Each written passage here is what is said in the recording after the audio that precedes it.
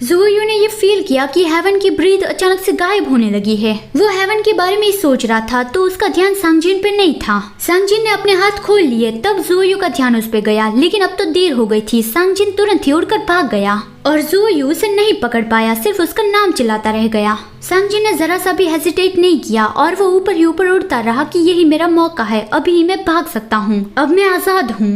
फिर अगले सीन में जियो चेन ने तो अपनी आंखें बंद करके अपनी मौत को स्वीकार लिया था, लेकिन उसने कुछ और फील किया। उसने अपनी आंखें खोली और देखा कि वो अपनी डिवाइन पावर्स मेरे अंदर डाल रहा है। हेवन के अंदर जितनी भी डिवाइन पावर्स थी उसने वो जियो चेन के अंदर डाल दी और फिर कहा कि मैंने ऐसा क्यों किया वो सवाल मत पूछना, क्योंकि मेरे पास जवाब नहीं है।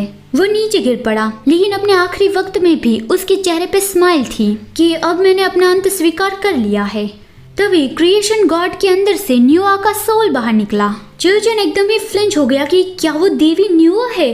वो पहले भी यहाँ पे एक बार आया था, लेकिन पहले सिर्फ उसने न्यूआ की आवाज सुनी थी, आज वो पहली बार उसे देख रहा है। न्यूआ हेवन के पास आए, वो उसके फेस पर कर्स करती है और फिर उसकी पूरी बॉडी क्रिस्टल्स के अंदर फ्रीज कर दी। जियोचेन सोचता है कि वो तो हेवन की माँ है, लेकिन फिर भी उसने मुझे अपना बाल और फुशी यानी कि क्रिएशन गॉड का बोन दिया था ताकि मैं उन चीजों की मदद से एक मैजिक एरो बना सकूं। शायद उसे ये नहीं पता होगा कि उसके बेटे को मारने के लिए ही मैं उसका इस्तेमाल करने वाला था।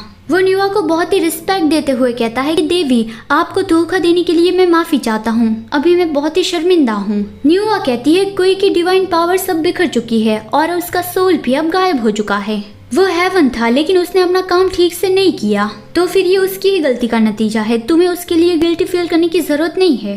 लेकिन फिर भी जियोचेन ने कहा कि मैं बहुत ही शर्मिंदा हूँ। न्यूआ उसे कहती है कि एक्चुअली मैं तुम्हारा ही इंतजार कर रही थी। जियोचेन तो बहुत ही कंफ्यूज था कि आप मेरा इंतजार क्यों कर रही थी। यहाँ पे दूसरी ओर सांगजिन बहुत ही तेजी से उड़कर जा रहा था और सोच रहा था कि मुझे जल्दी से मास्टर येली और बाकी मास्टर्स के पास जाना है, मेरे सारे गुनाह कन्फेस करने हैं और उससे माफी मांगनी है। और वो प्रे कर रहा था कि प्लीज मेरे अंदर इतनी हिम्मत आए कि मैं ये काम कर सकूं। लेकिन तभी बहुत ही जोर जोर की पहाड़ गिरने की आवाजें आने लगी। वहाँ पे भूकंप आ गया था। सांगियान, येली और फांशा वहाँ पे नीचे ही थे, उस दरवाजे को खोल रहे थे जिसके पीछे जियोचेन था।